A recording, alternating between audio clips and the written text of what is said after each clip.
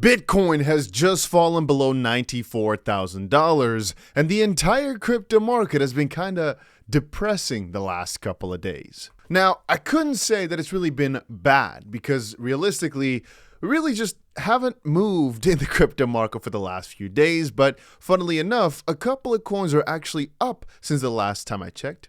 Like for example, BNB being up ever so slightly as it is above $700 right now. And a couple of coins like Virtuals also basically doubling since we basically saw that dip.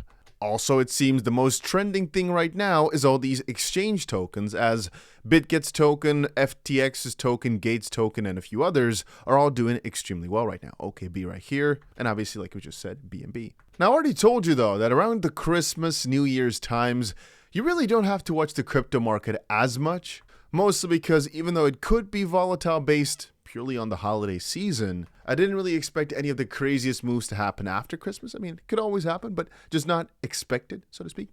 But a couple of interesting things have come along though. I wouldn't say it's really crypto related, more so world economics, macro. President-elect Trump says the European Union will face tariffs all the way if it does not purchase US oil and gas in large scale. Billionaire Warren Buffett says he could end the United States deficit problem in like 5 minutes. Quote, "He just passed a law that says anytime there's a deficit of more than 3% of the GDP, all sitting members of Congress are ineligible for re-election." This was, I think he said that a while back because I remember this quote, and I've definitely not checked the news right now. There's also a cool Michael Saylor video. Take a look at this. I think this is incredibly bullish for digital assets. It's very good for the crypto industry. We're going to see a lot more pro-Bitcoin policies. We're going to see a digital assets framework. We're going to see an end to the war on crypto. We're going to see a lot of pro-business policies. And I think that clearly the SEC will be a big part of it. So it's above my pay grade to have an opinion on who it's going to be. But I think it's pretty clear the House, the Senate, the White House, they're all very pro-crypto. So I expect that we'll have a very supportive head of the SEC. And I mean, if you're bullish on XRP or coins of that sort, maybe even BNB and a couple of others, I perhaps could even say Cardano, Solana, etc.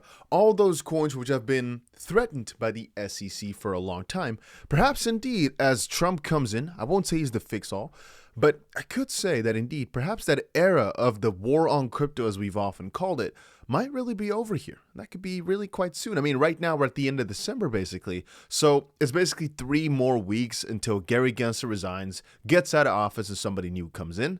Now, the thing is, I have some PTSD from the fact that we thought Gary Gensler was going to be good. But then again, it's really close to us now, right?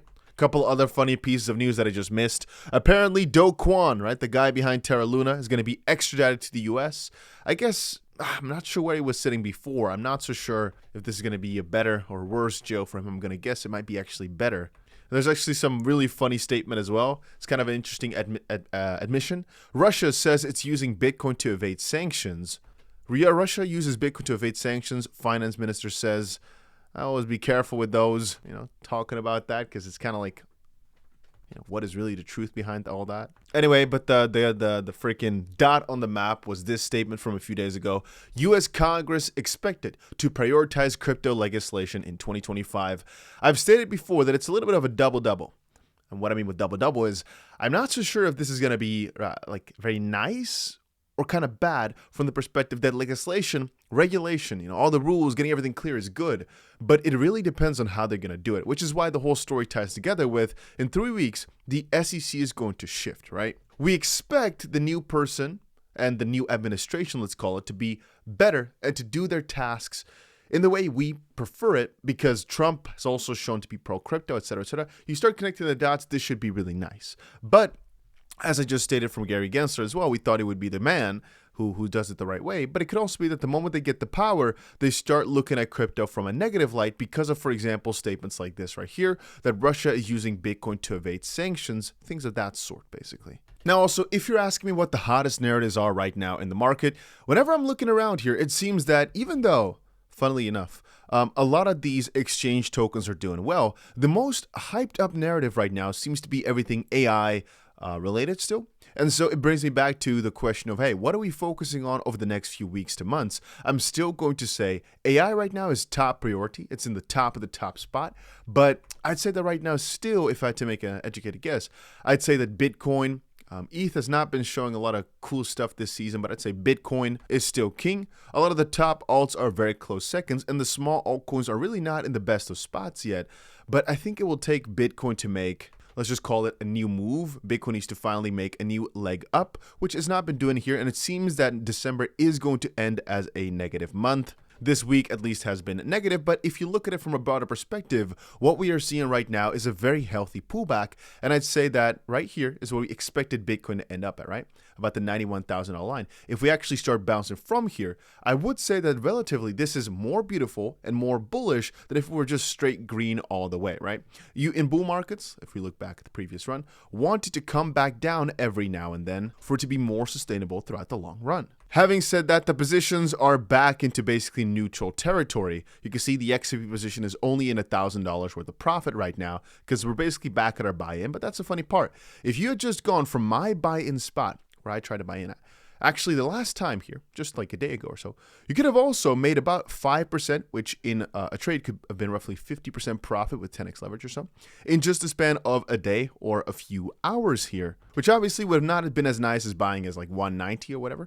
But I'm just saying here that if you really are religiously buying the dips and buying when it gets to a quote unquote undervalued territory, for example, you're trying to buy every single time, if you look back at it, right, gets to about $2.13 or lower, like right now, for example, following basic probability, there's a chance of it failing because it has failed multiple times in the past, but more often than not, it bounces back up from here. Again, this time it will depend on Bitcoin though, since the previous times, I don't think Bitcoin was actually this low as it is right now, but you get the whole idea. Now, if you also want to trade, by the way, I left a link down below to either Blowfin or WeX. You can check those out, and make sure you press the like button on this video if you haven't done it yet. And long story short, I'm still mostly just longing. The only thing I'm thinking of here is when to add margin, when to, and which if you're using cross, by the way, you don't have to do because it uses your balance already. Some people asked it, but you don't need to do that, obviously. With the way I trade, you don't need to. But it's obviously a thing you can think of if you're using isolated positions. And I always kind of say it in the sense of adding margin, as in actually buying myself at a lower price because it will automatically add margin. If you don't know what I'm talking about, just check my tutorial about trading from a few weeks ago or so. Just check that out. I'm just longing for the most part. I'm just still staying positive because I do not think the crypto market or the bull market will end here. I'm still extremely bullish. I just think that this is a healthy pullback that's necessary for longevity, and I see it all as something good. I know a lot of people will comment saying, Dusty, why are we going? But I think 93 point something $1,000 is extremely cheap for Bitcoin, and maybe even right now I should just add to my long position on Bitcoin, as again looking at this, yes, there's still some further downside possible, but I think the upside is way more potent than whatever the downside will bring us. So I'm still staying max positive, even though some people will definitely go to the comment section and get angry. I think here we're in a really, really juicy spot. This is, by the way, the weekly. This will end over the next few hours. If it does in a red way, I think it's actually nicer than in a green way, but let's see. Crucial though, because this could be the start, perhaps, of the next leg up. Let's see how it goes. I'll be watching it very carefully, and that's about it for right now.